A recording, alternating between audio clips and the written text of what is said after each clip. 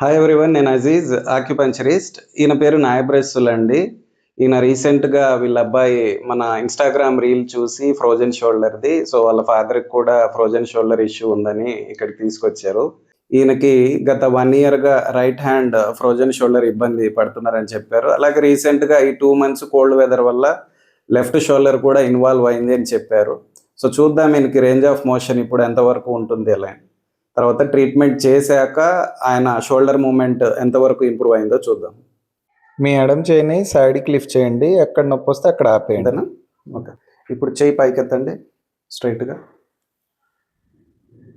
Okay, right. ఇప్పుడు మీ కుడి చేయి సైడ్ నుంచి పైకెత్తండి.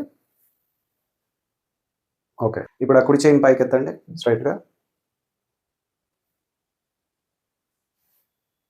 ఇప్పుడు మీ షోల్డర్ మూమెంట్ చెక్ చేయండి ఎంతవరకు పైకి వెళ్తుందో. గుడ్. ఇప్పుడు మీ ఎడమ చేతిని స్ట్రైట్గా పైకి లిఫ్ట్ చేయండి. నైస్, చాలా బాగా వచ్చింది. దించండి. ఇప్పుడు రైట్ హ్యాండ్ని అలాగే చెక్ చేయండి. Very good. ఇప్పుడు ఒకసారి పైకి ఎత్తండి స్ట్రైట్గా. Okay, right. నాయబ్రెస్సుల్ గారు, ఇది మీకు ఫస్ట్ సెషన్ కదా? అవును. ఎలా ఉంది మీకు? ఎంత ఇంప్రూవ్మెంట్ వచ్చింది అనిపించింది? బాగుంది, 50-60% వచ్చినట్టు అనిపిస్తుంది. ఓకే. ఈ నీడిల్ వేయడం ఏమన్నా పెయిన్ అనిపించిందా? లేదు, ఏం లేదు, బాగుంది. బాగుందా? మీరు ఇంకొన్ని సిట్టింగ్స్ కనుక ట్రీట్మెంట్ తీసుకుంటే మీకు పూర్తిగా తగ్గుతుంది. ఓకే, సరే సార్.